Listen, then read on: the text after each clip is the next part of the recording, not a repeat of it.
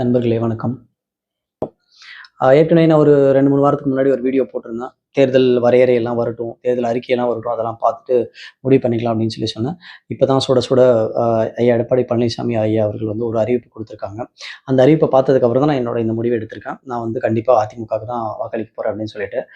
எதனால அப்படின்னு சொன்னீங்கன்னா, ஐயா வந்து ஒவ்வொரு குடும்பத்துக்கும் தமிழகத்தில இருக்க ஒவ்வொரு குடும்பத்துக்கும் ரூ. 10,000 குடுக்க போறாங்க அப்படின்னு சொல்லியிருக்காங்க. இது ரொம்ப சந்தோஷமான விஷயம்.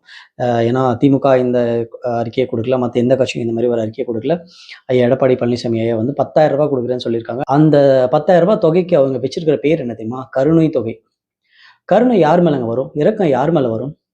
எதுவுமே இல்லாம ரோட்ல இருக்கிற பிச்சைக்காரங்க, அனாதைங்க இவங்களெல்லாம் பார்த்தா தான் பொதுவா நமக்கு வந்து கருணை வரும். ரொம்ப ஏழ்மையில இருக்கவங்க, வறுமை கோட்டுக்கு கீழ இருக்கிறவங்க இவங்கலாம் பார்த்தா தான் நமக்கு வந்து ஒரு கருணை வரும். ஒரு இரக்கம் வரும். அவங்களுக்கு தான் வந்து ஏதாவது நம்ம உதவி பண்ணணும் அப்படின்னு சொல்லி நினைப்போம். ஸோ இவரு வந்து வச்சிருக்கிற பேர் வந்து கருணை தொகையாம். கருணை தொகையை ஒவ்வொரு குடும்பத்துக்கும் வந்து ரூ. 10,000 குடுக்கிறதா வந்து அறிக்கையில சொல்லியிருக்காங்க. உங்களுக்கு வெட்கம், மானம், சூடு, சொரணை இதுல ஏதாவது ஒண்ணு கொஞ்சமாவது இருந்ததுன்னா யோசிங்க. நம்மள எந்த நிலையில வச்சிருக்காங்க இந்த திராவிட திருவாளர்கள். அது ஏன்டா எங்களெல்லாம் பார்த்தா பைத்தியக்காரர் மாரி தெரியுதா?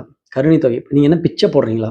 ஏற்கனவே 10,00,000 கோடி கடன்ல உட்காந்துட்டு, இதுல நீங்க இந்த ரூ. 10,000 ஒரு குடும்பத்துக்கும் ஒரு குடும்ப அட்டைக்கும் குடுக்குறீங்க. 2,50 கோடி குடும்ப அட்டைக்கு ரூ. 10,000 குடுக்குறீங்கன்னா, அதுக்கான நிதி எங்கேருந்து வருவீங்க? அதுக்கான பொருளாதாரம் எங்க இருக்கு உங்ககிட்ட? மறுபடியும் கடன் தான் வாங்குவீங்க. வாக்காளர்கள் யோசிச்சுங்க. யோசிச்சு முடிவெடுங்க. நன்றி.